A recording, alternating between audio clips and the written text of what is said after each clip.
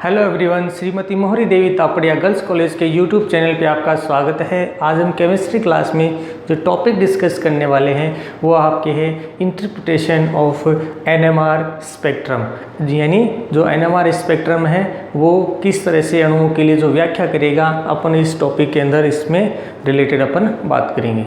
और यहाँ पर अपन टॉपिक स्टार्ट करने से पहले जो अपन कुछ बातें हैं वो मैं आपको पहले से बता देता हूँ। अपन ने इन्हीं वीडियोस के अंदर जो अपन एनएमआर पढ़ रहे थे तो यहाँ पर अपन एक टॉपिक डिस्कस किया था एनएमआर सिग्नल्स। और एनएमआर सिग्नल्स के आधार पर अपन ने बताया था कि सामान्यतः यहाँ पर इनके द्वारा क्या बनाए जाएंगे, स्पेक्ट्रम्स बनाए जाएंगे। और स्पेक्ट्रम्स के आधार पर क्या किया जाएगा, जो अणु है उसके लिए उसकी व्याख्या की जाएगी। अब यहाँ पर देखो क्या बताया गया है कि सामान्यतः अपन ने एक चीज़ और पढ़ी थी इसके साथ कि सामान्यतः जो कार्बन और ऑक्सीजन परमाणु है, यदि किसी अणु के अंदर ये उपस्थित होता है तो ये सामान्यतः आपके जो एनएमआर स्पेक्ट्रम है या एनएमआर सिग्नल, सामान्यतः ये क्या है, ये नहीं बनाता है। मतलब यहाँ पर आपको इन अणुओं के द्वारा किसी प्रकार का स्पेक्ट्रम देखने को नहीं मिलता। इसका मुख्य कारण क्या है कि इनकी जो आपके स्पिन क्वांटम नंबर है, स्पिन क्वांटम नंबर, चक्रण क्वांटम संख्या, तो क्या बताया गया है, इनके लिए इसका मान हमेशा शून्य होता है। इसीलिए क्या है, ये एनएमआर सिग्नल नहीं बनाती, एनएमआर स्पेक्ट्रम भी नहीं बनाती। सामान्यतः क्या बताया गया कि जो हाइड्रोजन है या अपन कहें कि जो प्रोटॉन है, यही क्या करता है, आपके इसमें क्या बनाता है, सिग्नल बनाता है, आपके स्पेक्ट्रम है वो प्रदर्शित करता है। तो जनरली अपन इन्हीं बातों को ध्यान में रखते हुए अपन किसी अणु के लिए क्या करेंगे, जो इंटरप्रिटेशन है उसकी, जो अणु है उसके लिए एनएमआर स्पेक्ट्रम है किस तरह से बन रहा है उसकी व्याख्या अपन यहाँ पर करेंगे। तो तीन चीज़ें ध्यान में रखनी है। पहला कि एनएमआर सिग्नल है जिसमें प्रदर्शित होगा वही स्पेक्ट्रम बनाएगा। दूसरी बात, कार्बन ऑक्सीजन बॉन्ड यदि कहीं पे प्रेजेंट हो तो वहाँ पर एनएमआर सिग्नल प्राप्त नहीं होंगे, क्योंकि वहाँ पर इस क्वांटम संख्या का या स्पिन क्वांटम नंबर है वो उसके लिए जीरो होता है, तो संकेत भी वहाँ पर जीरो होगा।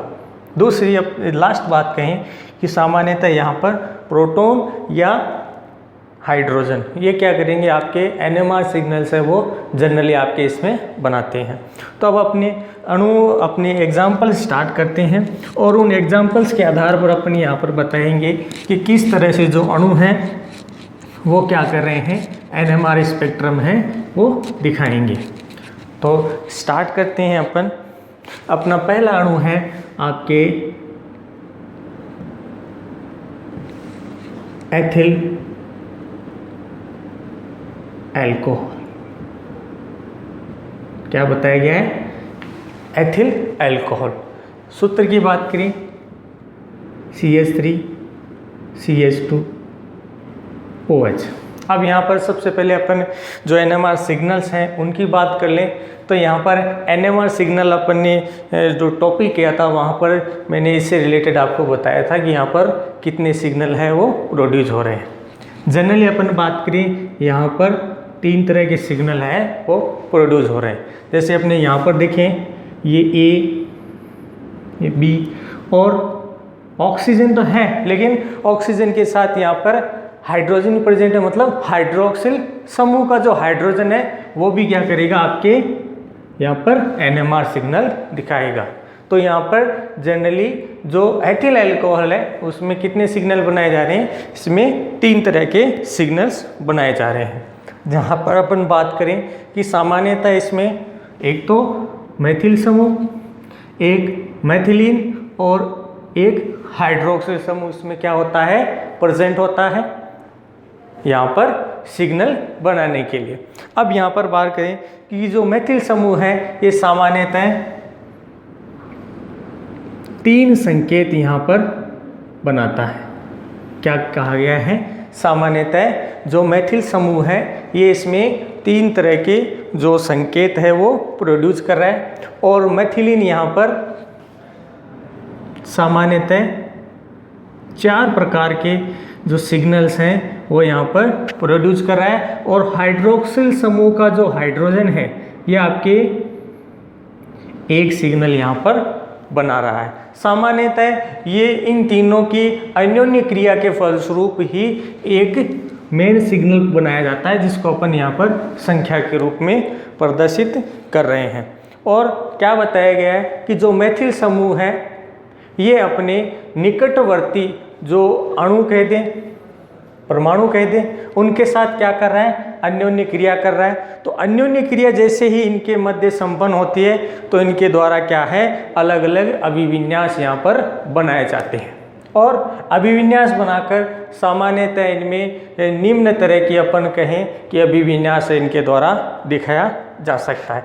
जैसे अपन यहाँ पर डिस्कस करें कि यहाँ पर इसके द्वारा सामान्यतः जो चक्रण दिखाया जाएगा, वहाँ पर बात करें तो 2 तरह से दिखाया जाएगा। एक तो इस तरह से, जिसको समानांतर चक्रण बोला जाता है।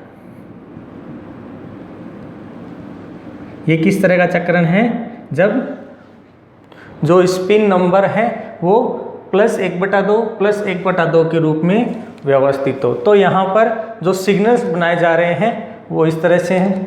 तो इस तरह का जो सिग्नल प्रोड्यूस हो रहा है उसको क्या बोलते हैं, पैरेलल स्पिन समानांतर चक्रण। अब यहाँ पर दूसरी व्यवस्था देखेंगे कि जहाँ पर आपको क्या देखने को मिलेगा, दूसरा स्पिन इसमें किस तरह से मिलेगा। एक मिलेगा आपको +1/2 -1/2 -1/2 और लास्ट +1/2। तो इस तरह का जो चक्रण होता है इसको बोला जाता है विलोम चक्रण। 2 तरह के चक्रण हो गए, एक समानांतर चक्रण हो गया, दूसरा विलोम चक्रण हो गया। तीसरा इसमें अपन बात करें -1/2 -1/2। इस तरह का जो चक्रण होता है इसको विपरीत समानांतर चक्रण बोला जाएगा। विपरीत समानांतर चक्र। यहाँ पर 3 तरह के चक्रण हो गए। अब क्या बताया गया है, सामान्यतः मेथिल है उसमें इनके साथ अन्योन्य क्रिया के फलस्वरूप यहाँ पर 3 तरह के जो अभिविन्यास है वो दिखाए जाते हैं। तो क्या बताया गया है कि मेथिल के लिए जो पूरा अभिविन्यास है 1:2:1 के रूप में यहाँ पर अभिविन्यास प्रदर्शित किया जाता है। तो क्या बताया, यहाँ पर 3 तरह का अभिविन्यास हो गया। अब बात करते हैं कि जो मेथिल समूह है उसमें सामान्यतः किस तरह का देखने को मिल रहा है कि यहाँ पर इसके द्वारा ट्रिपलेट सिग्नल क्या होगा, प्रदर्शित किया जाएगा स्पेक्ट्रम के अंदर। और स्पेक्ट्रम के अंदर ही ये बताएगा कि कितनी लाइनें हैं वो स्पेक्ट्रम में बन रही हैं, उनका एक्सप्लेनेशन यहाँ से लिखा जा सकता है। अब बात करते हैं जो नेक्स्ट अणु है इसके दिए हुए, अपन उसके लिए इसी प्रकार अपन बात करें। यहाँ पर जो मेथिलीन समूह है, क्या बताया गया है कि जो मेथिलीन समूह है यह भी क्या करता है, आपके अवशोषण प्रदर्शित करता है। और अवशोषण प्रदर्शित करके यह भी सामान्यतः 3 प्रकार के अभिविन्यास दिखाएगा। सामान्यतः यहाँ पर यह अभिविन्यास बनाया गया। अब मेथिलीन समूह भी क्या करेगा, अपना अभिविन्यास प्रदर्शित करेगा। अब ये अभिविन्यास किस तरह से होगा वो अपन देखते हैं। अब ये जो अभिविन्यास दिखाएंगे ये सामान्यतः आपके 3 प्रकार का अभिविन्यास है, इसमें देखने को मिलेगा। तो अपन देखते हैं ये अभिविन्यास किस तरह से दिखाएगा। अब इसको अपन अभिविन्यास को यहाँ पर प्रदर्शित करेंगे। तो अपन पहला अभिविन्यास है उसको दिखाएंगे, जिसमें अपन बात करें 3 तरह का अभिविन्यास बन रहा है। फर्स्ट अभिविन्यास आपका इस तरह से होगा। दूसरे अभिविन्यास की बात करें जिसमें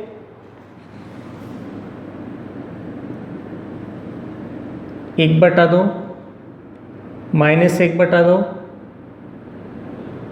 1/2 ये वाला। फिर बात करें -1/2 +1/2 -1/2। फिर बात करें -1/2 -1/2 +1/2 अभिविन्यास, यानी ये चक्रण इसमें इस तरह से देखने को मिलेगा। फिर बात करते हैं यहाँ पर इसी से रिलेटेड कि यहाँ पर जिस तरह का चक्रण यहाँ पर दिखाया इसका जस्ट विपरीत चक्रण है वो नेक्स्ट वाली पोजीशन पे अपने को देखने को मिलेगा। अब बात करते हैं -1/2 +1/2 +1/2। फिर बात करें यहाँ पर +1/2 -1/2 +1/2। और लास्ट अभिविन्यास के अंदर बात करें तो यहाँ पर आपके हो जाएगा +1/2 +1/2 और -1/2। और लास्ट वाला जो अपन चक्रण दिखा रहे थे, जैसे यहाँ पर अपन ने बात की यहाँ पर किस तरह का देखने को मिला, पैरेलल मिल रहा है, ठीक है। यहाँ पर समानांतर चक्रण है। अब विपरीत समानांतर चक्रण आपस में दिखाएंगे तो यहाँ पर -1/2 -1/2 -1/2 ये आपके इसमें विपरीत चक्रण है वो अभिविन्यास के अंदर दिखाए जाते हैं। तो जनरली क्या बताया गया है कि जो एथिल समूह है, अपने मेथिलीन समूह है, ये सामान्यतः आपके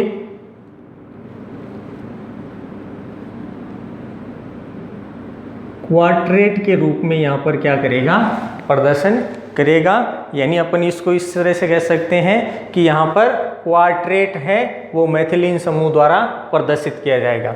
अब इसके लिए अभिविन्यास है वो किस तरह से लिखा जाएगा कि जिसके लिए जो तीव्रताएं हैं वो 1:3:3:1 जो अभिविन्यास यहाँ से प्रदर्शित हो रहा है 1:3:3 और 1। तो समानांतर, फिर विलोम और फिर आपके विपरीत चक्रण वाली यहाँ पर समानांतर वाली देखने को मिली। मतलब क्या है कि मेथिलीन का 3 तरह का अभिविन्यास देखने को मिलता है, जिसमें तीव्रताओं की बात करें 1:3:1 इसमें देखने को मिलेगी। और सामान्यतः यहाँ पर जो संकेत बनाए जा रहे हैं, सिग्नल बनाए जा रहे हैं आपके मेथिलीन के द्वारा क्वाड्रेट रूप में बनाए जा रहे हैं। और CH3 के लिए अपन ने कहा था यहाँ पर ट्रिपलेट सिग्नल बनेंगे। तो मतलब क्या है कि जो स्पेक्ट्रम जो लाइंस हैं उनको दिखाएंगे तो सामान्यतः यहाँ पर देखने को मिलेगा। अब अपन बात करते हैं यहाँ पर, ये तो अपन ने, अब जो हाइड्रोक्सिल समूह है इसका एक ही हाइड्रोजन है तो सामान्यतः क्या करेगा, यह भी एक सिंगल लाइन बनाएगा। क्या करेगा, सिंगल लाइन बनाएगा या सिंगल जो अपने सिग्नल है वो प्रोड्यूस करेगा। तो अपन अब हमने एथिल एल्कोहल का इस तरह का एक्सप्लेनेशन देखा। तो यहाँ पर देखने से पता चल रहा है कि यहाँ पर जो स्पेक्ट्रम बनाया जा रहा है वो किस तरह से बनेगा। अब अपन यहाँ पर जो एथिल एल्कोहल है उसके लिए स्पेक्ट्रम बनाते हैं कि यहाँ पर किस तरह से बनेगा। हमको सिर्फ क्या ध्यान में रखना है, यहाँ पर अभिविन्यास ध्यान में रखना है कि यहाँ पर ट्रिपलेट कौन बनेगा, क्वाड्रेट कौन बना रहा है और सिंगलेट फॉर्मेशन किस तरह से दिखाया जाएगा। तो अपन इस तरह से एक स्पेक्ट्रम बनाते हैं और सामान्यतः इसको एक बॉक्स में अपन क्या करेंगे, इसका प्रदर्शन यहाँ पर करेंगे। अब यहाँ पर अपन इधर से नंबर लगाना स्टार्ट करते हैं, 0 1 2 3 4 5। तो इस तरह से नंबर स्टार्ट करते हैं। अब यहाँ पर अपन इधर से क्या करेंगे कि जो अपना एथिल एल्कोहल है जिसमें पहला मेथिल समूह, फिर मेथिलीन, और फिर हाइड्रोक्सिल उसका यहाँ पर सिग्नल प्रोड्यूस होगा। तो अपन इधर से स्टार्ट करते हैं। अब फर्स्ट पे यहाँ पर सिग्नल बनाए जाएंगे।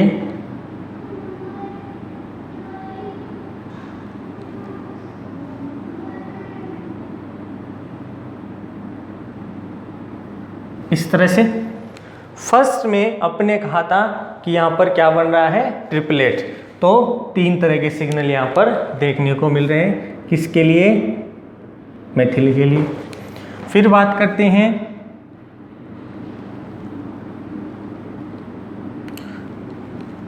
अब ध्यान रखना है, यहाँ पर अपन मेथिलीन के लिए लिख रहे हैं तो यहाँ पर किस तरह का फॉर्मेशन बन रहा है,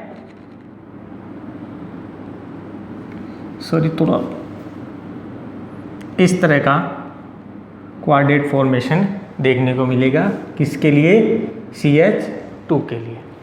अब बात करते हैं अपन नेक्स्ट कि अपने यहाँ पर और कौन सा कंपाउंड जुड़ा हुआ है, हाइड्रोक्सिल। तो हाइड्रोक्सिल में हाइड्रोजन है, अकेला ही है, तो अकेला क्या करेगा, यहाँ पर जो सिग्नल है वो प्रोड्यूस करेगा।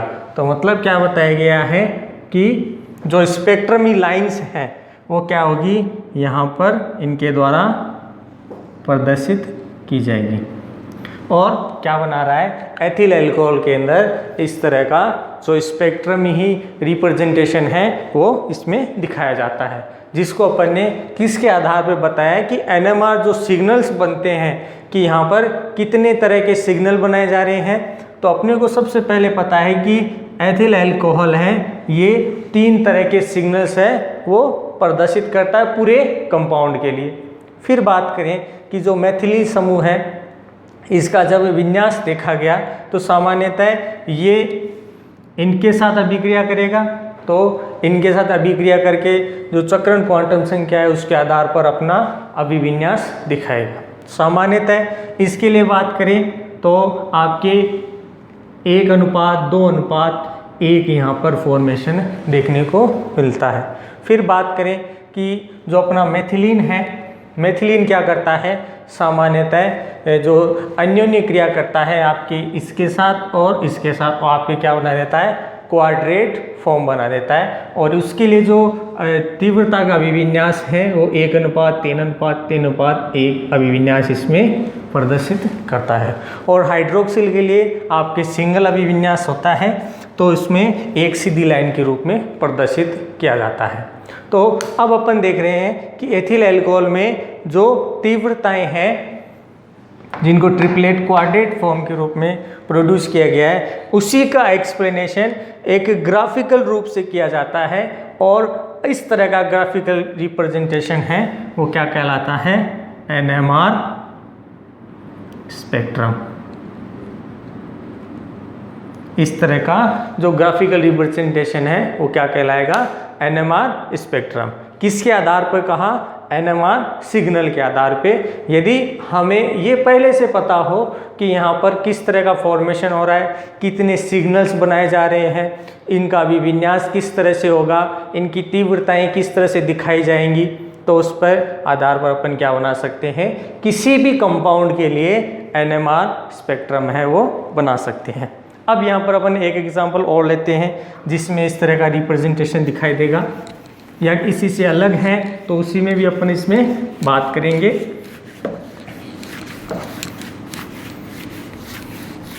मेन चीज़ ये है कि अपने को ये ध्यान रखना है कि कोई भी कंपाउंड है उसमें कितने हाइड्रोजन प्रेजेंट हैं, कितने निकटवर्ती हाइड्रोजन है वो किसी एटम के साथ जुड़े हुए हैं, तो उसके आधार पर क्या किया जाता है, यहाँ पर जो स्पेक्ट्रम है वो बनाया जाएगा। नेक्स्ट एग्जाम्पल अपन उसकी बात करें, आपके हैं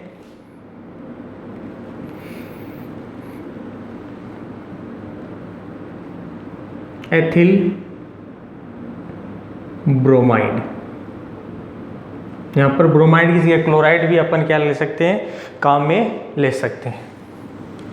सूत्र की बात करें CH3 CH2 Br। अब यहाँ पर सबसे पहले अपन जो NMR सिग्नल है उसकी बात करें। तो NMR सिग्नल के जो अपन बात करें यहाँ पर टोटल NMR कितने बनाए जा रहे हैं, यहाँ पर 2 तरह के NMR सिग्नल बन रहे हैं, एक इसके द्वारा और एक इसके द्वारा। यहाँ पर प्रोटॉन है नहीं तो क्या नहीं बनेगा, इसके लिए कोई सिग्नल नहीं होगा। तो सामान्यतः यहाँ पर कितने सिग्नल प्रोड्यूस किए जा रहे हैं, 2 तरह के सिग्नल प्रोड्यूस किए जा रहे हैं। अब यहाँ पर बात करें कि जो मेथिलीन है सामान्यतः क्या है कि यह 3 तरह के जो सिग्नल्स हैं वो क्या करेगा, बनाएगा। किसके लिए बात करें अपन, मेथिलीन के लिए।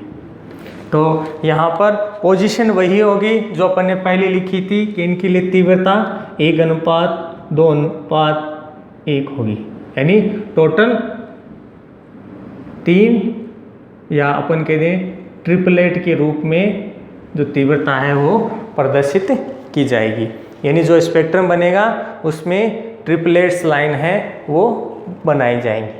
फिर बात करें, ये तो अपने किसके लिए था, मेथिल के लिए। अब यहाँ पर दूसरी बात करते हैं मेथिलीन के लिए। तो मेथिलीन के लिए भी अपन ने बात की थी कि मेथिलीन है वो अपने निकटवर्ती जो हाइड्रोजन परमाणु है उनके साथ क्या करेगा, अभिक्रिया करेगा, और अभिक्रिया के फलस्वरूप क्या बना देता है, आपके सिग्नल बनाएगा। और सिग्नल बनाकर इनकी जो तीव्रताएं हैं 1:3:3:1, यानी यहाँ पर क्या बनाया जाएगा, क्वाड्रेट फॉर्म यहाँ पर दिखाया जाएगा। मतलब यहाँ पर जो तीव्रताएं हैं वो सामान्यतः 4 लाइनों के रूप में यहाँ पर उनका रिप्रेजेंटेशन किया जाएगा। अपन फिर बात करें कि निकटवर्ती जो नेक्स्ट जुड़ा हुआ है ब्रोमाइड, यहाँ पर इसके द्वारा किसी तरह का सिग्नल है प्रोड्यूस नहीं किया जाता, मतलब ये क्या नहीं बनाता, कोई सिग्नल नहीं बनाता। अब अपन बात करें इसके स्पेक्ट्रम के लिए कि यहाँ पर स्पेक्ट्रम किस तरह से दिखाएंगे, तो अपन इन्हीं चीज़ों को ध्यान में रखते हुए सभी करेंगे कि कोई परमाणु है उसके साथ निकटवर्ती हाइड्रोजन कितने जुड़े हुए हैं, उसके आधार पर जो स्पेक्ट्रमी लाइंस हैं अपन उनको दिखाएंगे। तो बनाते हैं अपन एथिल ब्रोमाइड के लिए स्पेक्ट्रम। तो ध्यान रखना है, सबसे पहले अपन इसको क्या करेंगे, एक बॉक्स में इनका रिप्रेजेंटेशन दिखाएंगे।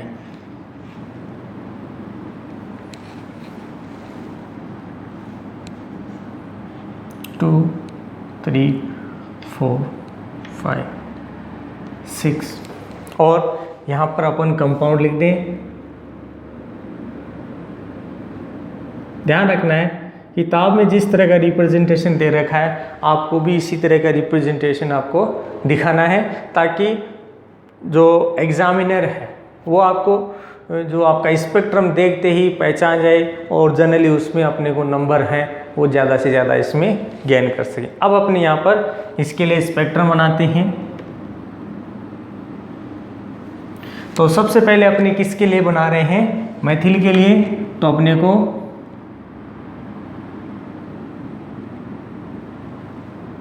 तीन लाइंस प्राप्त होंगी यहाँ पर, जनरली लगभग 3 तीव्रता वाली लाइन प्राप्त हो रही है। अब नेक्स्ट अपने किसके लिए बनाएंगे, CH2 के लिए।